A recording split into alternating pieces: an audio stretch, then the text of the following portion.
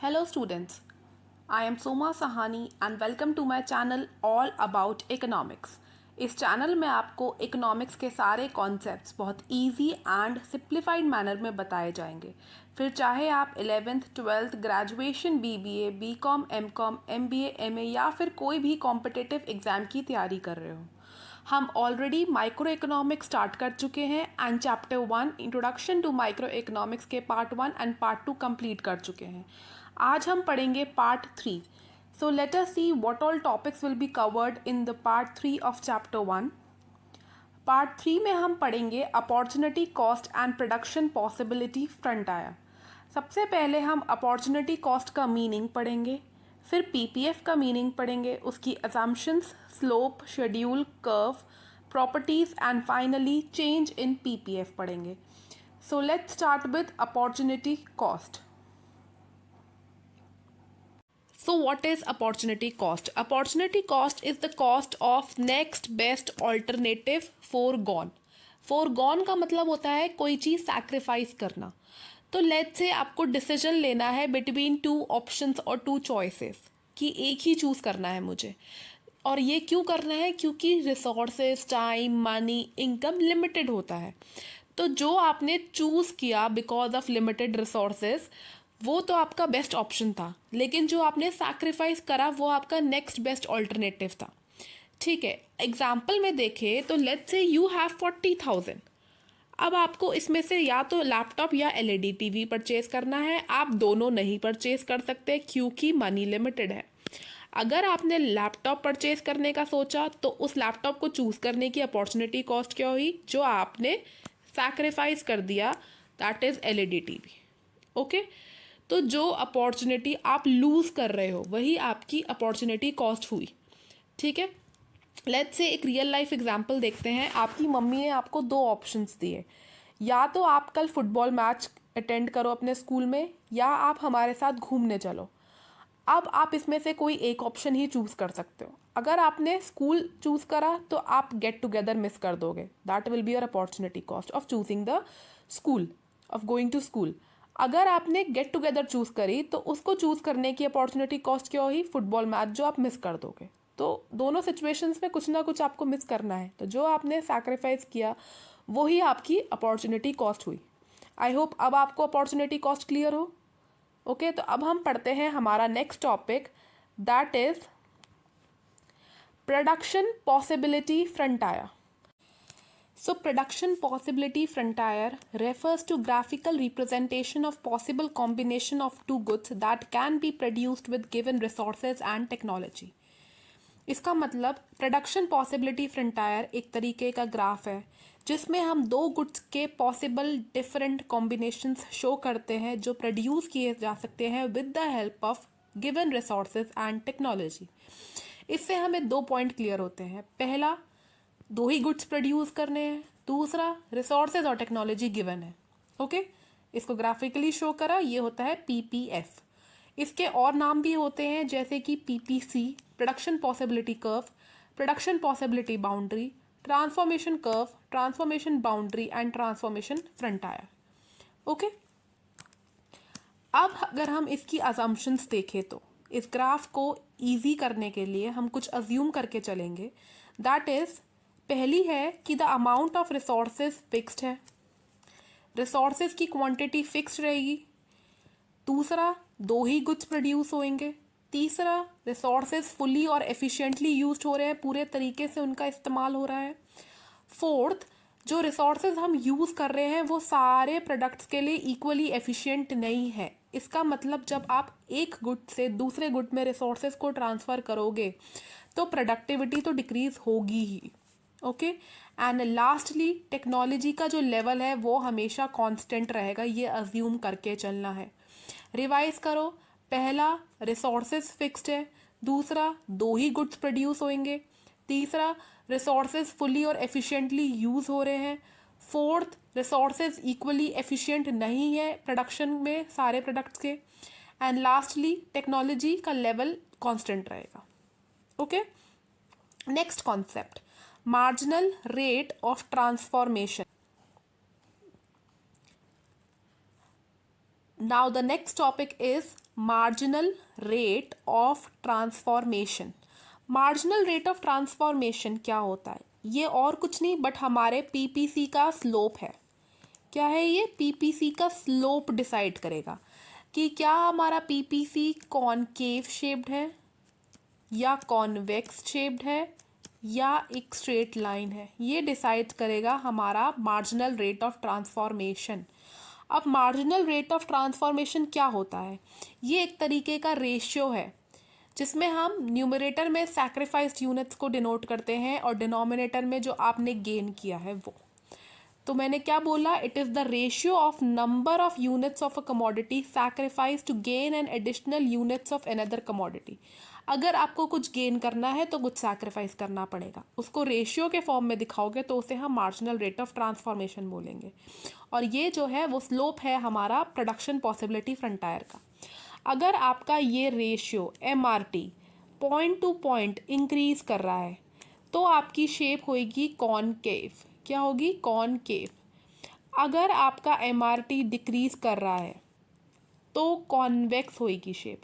और अगर आपका MRT हर पॉइंट पे कांस्टेंट है, ना वो इंक्रीज कर रहा है ना वो डिक्रीज कर रहा है, तो आपकी पीपीसी की शेप होएगी स्ट्रेट लाइन। ठीक है? MRT इंक्रीज तो पीपीसी कॉनकेव, MRT डिक्रीज तो पीपीसी कॉन्वेक्स, MRT कांस्टेंट तो पीपीसी स्ट्रेट लाइन। ओके, अब हम फाइनली MRT को ऑन पीपीसी को टैबुलर रिप्रेजेंटेशन के फॉर्म में पढ़ेंगे ताकि और अच्छे से हमें क्लियर हो सके। देखो, प्रोडक्शन पॉसिबिलिटी शेड्यूल मतलब टैबुलर रिप्रेजेंटेशन, इसको हम 4 कॉलम में पढ़ेंगे। पहले में हम पॉसिबिलिटीज़ पढ़ेंगे, दूसरे में हम पहली कमोडिटी दिखाएंगे दैट इज़ गन्स जो हमारे एग्जाम्पल में है, फिर दूसरी कमोडिटी दैट इज़ बटर, और फाइनली हम MRT को कैलकुलेट करेंगे। तो पहली पॉसिबिलिटी है हमारी A। अब एक पॉसिबिलिटी मतलब पहला कॉम्बिनेशन जिसमें हम 21 गन्स एंड 0 बटर प्रोड्यूस कर रहे हैं। अब अगर आपको बटर को इंक्रीज करना है 0 से 1 तो आपको गन्स सैक्रिफाइस करनी पड़ेगी। तो अगर आपने 1 बटर इंक्रीज करा तो 1 ही गन सैक्रिफाइस करा, तो आपका MRT क्या हुआ? 1:1, क्योंकि गेन और सैक्रिफाइस दोनों सेम है तो 1:1। अब अगर आपको फिर से बटर गेन करना है एक एक्स्ट्रा और यूनिट, तो इस बार आपने गन सैक्रिफाइस करी 2, तो सैक्रिफाइस 2 गेन 1 तो 2:1, क्योंकि 2 हमेशा ऊपर आना है, सैक्रिफाइस हमेशा ऊपर आना है, गेन नीचे जाना है। अब अगर आपने फिर से 1 बटर गेन करा तो अब आपने 3 गन सैक्रिफाइस करी, तो अब हमारा रेशियो आया 3:1। फिर से अगर आपने 1 गेन करा बटर तो 4 सैक्रिफाइस करा तो 4:1, ऐसे करके 5:1, 6:1 हमारा MRT निकल जाएगा। अब अगर आप देखो तो मैंने अभी आपको पीछे बताया अगर MRT इंक्रीज कर रहा है तो आपकी पीपीसी की शेप होगी कॉनकेव। तो अब आप देख सकते हो 1:1, 2:1, 3:1, 4:1, 5:1, 6:1, ये इंक्रीज कर रहा है। 1:1, 2:1, 3:1, 4:1, 5:1, 6:1, तो ये इंक्रीज कर रहा है MRT। तो MRT इंक्रीज मतलब पीपीसी कॉनकेव शेप। ओके, तो अब हम फाइनली पढ़ेंगे प्रोडक्शन पॉसिबिलिटी फ्रंटायर का ग्राफिकल प्रेजेंटेशन, जो हमें दिख रहा है कि it is a concave shape because of increase in MRT। Okay, तो ठीक है, ये हमारे पॉसिबल कॉम्बिनेशंस हो गए ABCDEFG। पहला कॉम्बिनेशन हमारा था 21:0, वो ये रहा। दूसरा 21 बटर है, बटर एंड वेरी इंपॉर्टेंट जो आप सैक्रिफाइस कर रहे हो वो y एक्सिस में होगा, जो आप गेन कर रहे हो वो आपका x एक्सिस पे होगा। ओके, तो आप सैक्रिफाइस कर रहे हो बटर, आप सैक्रिफाइस कर रहे हो गन्स, गेन कर रहे हो आप बटर। ठीक है, तो योर सैक्रिफाइस योर गेन, फिर your sacrifice then your gain, आपको C मिला, फिर सैक्रिफाइस, फिर गेन, आपको D मिला, फिर सैक्रिफाइस किया आपने गन, देन आपको 1 एडिशनल यूनिट ऑफ बटर, ऐसे करके फिर सैक्रिफाइस करा, फिर गेन, एंड फिर फाइनली सैक्रिफाइस, फिर गेन। तो ये जब आपने पॉइंट्स ज्वाइन करे तो आपको PPF की शेप मिल गई। ठीक है, अगर आप नोटिस करोगे तो पहले आपने सिर्फ 1 गन सैक्रिफाइस करी फॉर 1 बटर, फिर आपने थोड़ा 2 गन तो थोड़ा और बड़ा सैक्रिफाइस करा तो 1 बटर, फिर आपने 3 गन सैक्रिफाइस करी तो 1 बटर मिला, फिर आपने 4 गन सैक्रिफाइस करी, ऐसे करके ये एरो बढ़ रहा है नीचे वाला, ये बढ़ रहा है ना, इसलिए इसकी शेप कॉनकेव हो रही है। ओके, अगर वो डिक्रीज होता तो आपकी शेप कॉन्वेक्स होती। अभी आप जाके एक इंडिफरेंस कर्व पढ़ोगे, उसकी शेप कॉन्वेक्स होती है क्योंकि उसका slope marginal rate of substitution decrease करता है। ओके, अब हमें एक टॉपिक पढ़ना है अटेनेबल एंड अनअटेनेबल कॉम्बिनेशंस। देखो, कुछ ऐसे पॉइंट्स होते हैं जो पीपीएफ के ऊपर होते हैं, कुछ अंदर होते हैं, कुछ बाहर होते हैं। तो वो कॉम्बिनेशंस जो आप अटेन कर सकते हो, जो आपके लिए फीसिबल है, ठीक है, जो आप प्रोड्यूस कर सकते हो इजीली, वो होते हैं अटेनेबल कॉम्बिनेशंस। अब हमारे ग्राफ में वो कॉम्बिनेशंस कौन से हैं? ए, बी, सी, डी और फिर ई बी। पीपीएफ के अंदर तो वो ऑटोमेटिकली फीसिबल है, जो पीपीएफ के ऊपर है वो भी सारे फीसिबल और अटेनेबल है। लेकिन वो जो आपके पीपीएफ के बाहर है, दैट इज एफ, वो आपके लिए फीसिबल और अटेनेबल नहीं है। ठीक है, तो any point which is outside the PPF is not attainable और नॉट फीसिबल। आई होप आपके लिए क्लियर होगा। ठीक है, अगर हम पीपीएफ की कैरेक्टरिस्टिक्स पढ़े तो पहली कैरेक्टरिस्टिक्स इसकी सबसे इंपॉर्टेंट होती है कि इट स्लोप डाउनवर्ड्स, मतलब ये नीचे की तरफ जा रहा है कर्व। अब कोई कर्व नीचे की तरफ जाता है उसका मतलब ही यही होता है कि जो एक्स और वाई एक्सिस में कमोडिटीज़ है या कोई भी गुड्स है उनके बीच में इनडायरेक्ट रिलेशनशिप है, इनवर्स रिलेशनशिप है, ऑपोजिट रिलेशनशिप है। मतलब एक चीज़ डिक्रीज हो रही है, दूसरी इंक्रीज हो रही है। जब दो चीज़ के बीच में ऑपोजिट रिलेशनशिप होता है तो वो कर्व डाउनवर्ड्स जाता है। जैसे डिमांड कर्व, डिमांड कर्व में हम प्राइस और डिमांड को शो करते हैं एक्स और वाई एक्सिस में, उनके बीच में नेगेटिव रिलेशनशिप होता है इसलिए वो कर्व डाउनवर्ड्स जाता है। सेम एज पीपीएफ, दो कमोडिटीज है, एक सैक्रिफाइस हो रही है, एक गेन हो रही है, एक सैक्रिफाइस हो रही है, एक गेन हो रही है, उनको पॉइंट्स को ज्वाइन करोगे वो कर्व डाउनवर्ड स्लोपिंग हो जाएगा। ओके, तो इसको अगर हम रीड करें तो more of one good can be produced only by taking resources away from the production of another good. ठीक है, एक गुड का इंक्रीज तभी कर पाओगे जब आप पहले वाले से रिसोर्सेज लेके दूसरे में शिफ्ट करोगे। तो क्या हुआ? इनवर्स रिलेशनशिप बिट हुआ किसमें? Between the change in quantity of one commodity and other commodity. So इसलिए पीपीएफ हमारा लेफ्ट से राइट की तरफ डाउनवर्ड जाता है। ओके, दूसरी प्रॉपर्टी हमारी कहती है कि ये कॉनकेव शेप्ड है, जो मैंने अभी बताया, because of increasing MRT. MRT हमारा इंक्रीज हो रहा है। अब इंक्रीजिंग एमआरटी का मतलब होता है कि more and more units are sacrificed. हर बार आप ज़्यादा यूनिट सैक्रिफाइस कर रहे हो for every 1 additional unit of commodity. मतलब ज़्यादा से ज़्यादा गन सैक्रिफाइस हो रही थी for every 1 unit of butter. Okay, तो ये हो गई हमारी सेकेंड प्रॉपर्टी। हमारी सेकेंड प्रॉपर्टी कहती है पीपीएफ इज कॉनकेव शेप्ड। अब कॉनकेव शेप्ड तो मैंने अभी आपको बता ही दिया है कि मतलब it is because of increasing MRT, मतलब मार्जिनल रेट ऑफ ट्रांसफॉर्मेशन हमारा हर लेवल पे इंक्रीज हो रहा है। इसका मतलब ज़्यादा से ज़्यादा यूनिट सैक्रिफाइस हो रहे हैं for every additional unit of other commodity. पहले आप एक ही गन सैक्रिफाइस कर रहे थे, फिर 2 करी, फिर 3 करी, फिर 4 करी, फिर 5 करी, फिर 6 करी, तो आपका सैक्रिफाइस इंक्रीज हो रहा है, मतलब एमआरटी इंक्रीज हो रहा है। मतलब मार्जिनल रेट ऑफ ट्रांसफॉर्मेशन, मतलब हर एडिशनल कमोडिटी के लिए आप ज़्यादा ट्रांसफॉर्म कर रहे हो अपने कमोडिटीज़ को। ठीक है, तो इसलिए पीपीएफ की शेप होती है कॉनकेव। अब हमारा लास्ट टॉपिक है चेंज इन पीपीएफ। पीपीएफ में चेंज 2 तरीके से हो सकता है। एक होता है शिफ्ट इन पीपीएफ, एक होता है rotation in PPF. Shift in PPF मतलब ये आपका पीपीएफ है, ये पूरा ही उठ के या तो आगे चला जाएगा या पीछे चला जाएगा, या तो ये पूरा कर्व ही आगे चला गया या ये पूरा कर्व ही पीछे चला गया, इसे हम बोलेंगे शिफ्ट इन पीपीएफ।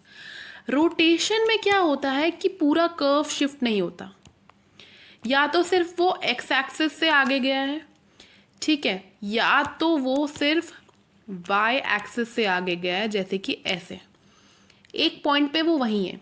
ओके, तो पहले हम दोनों के बीच में एक कंपैरिजन देख लेते हैं।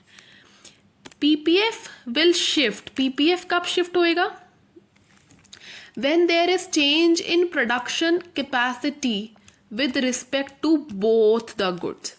प्रोडक्शन कैपेसिटी मतलब रिसोर्सेज और टेक्नोलॉजी में दोनों में चेंज हो रहा है with respect to both the goods, ठीक है। आपके गन्स और बटर्स है, दोनों में इम्प्रूवमेंट हो रहा है, दोनों की रिसोर्सेज और टेक्नोलॉजी इंक्रीज हो रही है, तो आपका पीपीएफ शिफ्ट हो जाएगा। अगर इम्प्रूवमेंट है और रिसोर्सेज इंक्रीज हो रहे हैं, अगर रिसोर्सेज भी कम है और टेक्नोलॉजी भी डिग्रेड हो रही है, तो वो लेफ्टवर्ड शिफ्ट हो जाएगा।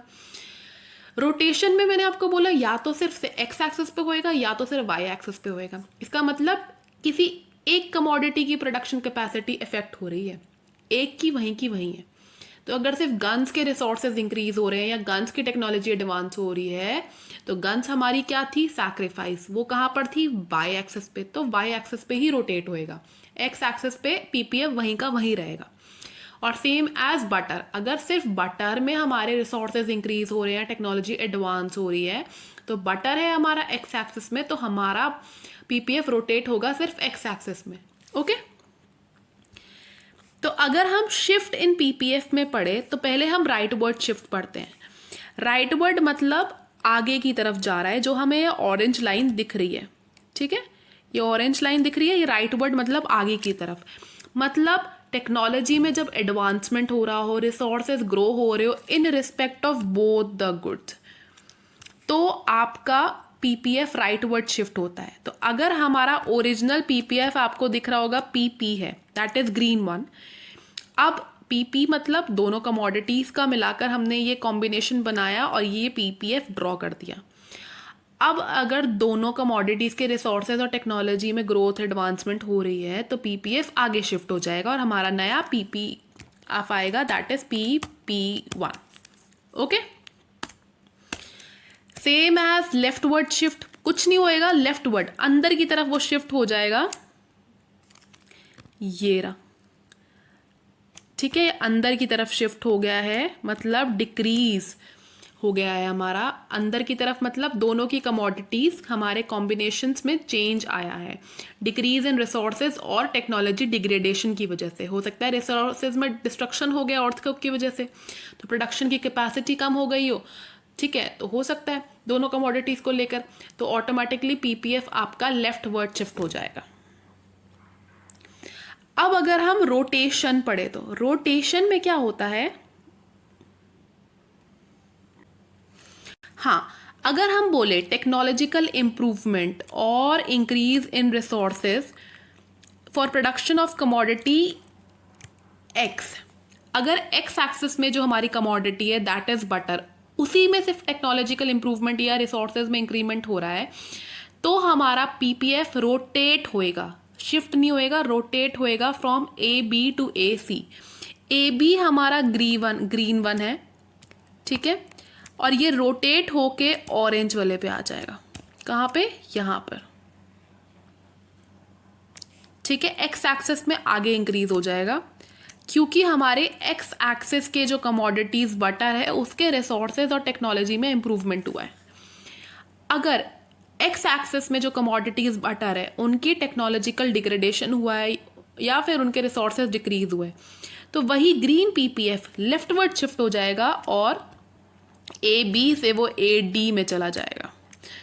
ओके, इसे कहते हैं रोटेशन ऑफ पीपीएफ, ठीक है।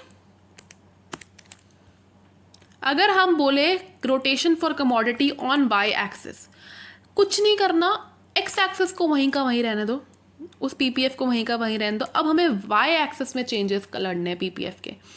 तो अगर हमारे पीपीएफ में वाई एक्सिस पे जो गन्स है उसके में टेक्नोलॉजिकल इम्प्रूवमेंट मतलब कुछ अच्छा हो रहा है, इंक्रीमेंट हो रहा है रिसोर्सेज में तो ऑटोमेटिकली राइट वर्ड रोटेशन होएगा।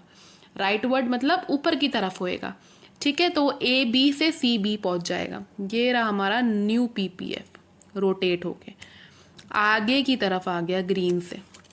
और वहीं अगर वाई एक्सिस के गन्स के टेक्नोलॉजिकल डिग्रेडेशन या रिसोर्सेज में डिक्रीमेंट हो रहा हो तो हमारी पीपीएफ रोटेट हो जाएगी और ए बी से डी बी पे पहुंच जाएगी और ये हमारा न्यू पीपीएफ होएगा, ठीक है। That's all. तो ये था हमारा change in PPF. I hope आपको पार्ट 3 क्लियर होगा, that is opportunity cost and production possibility frontier. पूरा चैप्टर देखने के लिए आप चैप्टर 1 की प्लेलिस्ट देख सकते हैं। That's all. अगर आपको ये वीडियो अच्छी लगी हो तो do like, subscribe and comment down below. Thank you for watching.